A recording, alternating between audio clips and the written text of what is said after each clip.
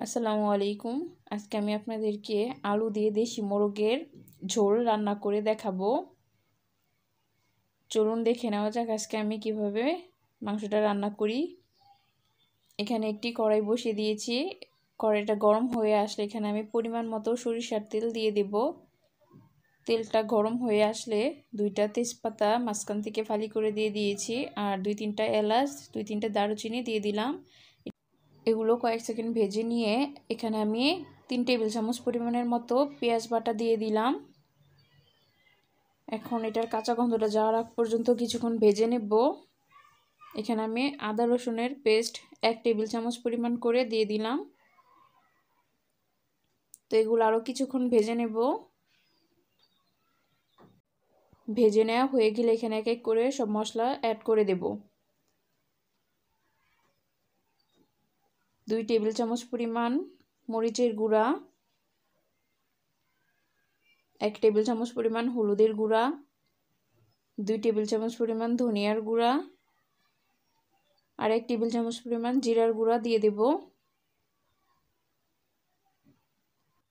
এগুলো কয়েক সেকেন্ড ভেজে নিয়ে এখন এখানে পানি দিয়ে দেব, নয়তো মশলাগুলো পুড়ে যাবে।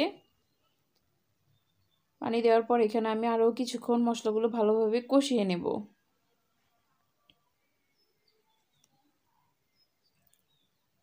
আর এখানে স্বাদ মতো লবণ দিয়ে দেব। ভালোভাবে কষানো হয়ে গেলে এখন আমি এখানে মাংসগুলো দিয়ে দিব। ভালোভাবে আগে থেকে কেটে ধুয়ে পরিষ্কার করে রেখেছিলাম, পানি ঝরিয়ে নিয়েছি। এখন মাংসগুলো দিয়ে দেব। মশলার সাথে মাংসগুলো ভালোভাবে মিশিয়ে নেব,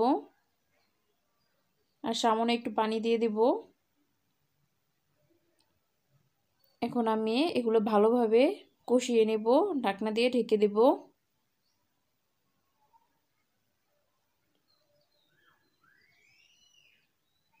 মাঝে মাঝে নেড়ে দিতে হবে, নয়তো নিচ থেকে লেগে যাবে।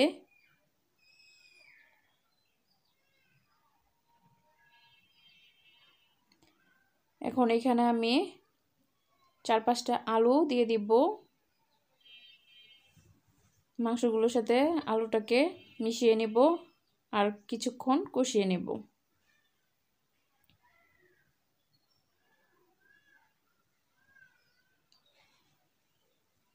মাংসটাকে যত বেশি কষাবেন মাংসর টেস্টটা তত ভালো আসবে। আরও কিছুক্ষণ কষিয়ে নিয়ে এখন আমি এখানে ঝোলের জন্য পানি দিয়ে দেব।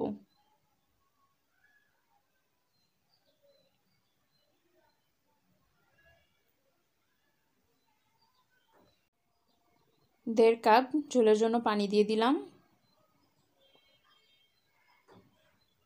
এখন আরও 10 মিনিটের মতো ঢেকে রান্না করে নেব।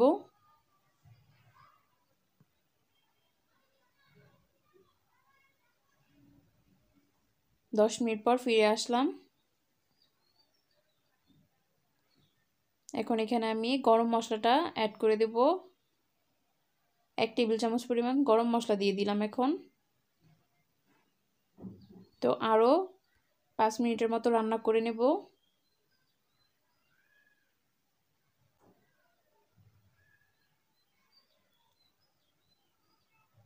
তো এখন রান্নাটা কমপ্লিট হয়ে গেছে। আমি এরকম ঝোলই রাখবো।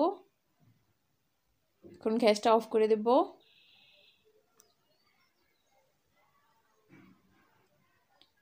আপনারা এইভাবে বাসায় ট্রাই করে দেখতে পারেন। আশা করছি ভালো লাগবে। ভালো লাগলে অবশ্যই কমেন্ট করে জানাবেন। আল্লাহ হাফেজ।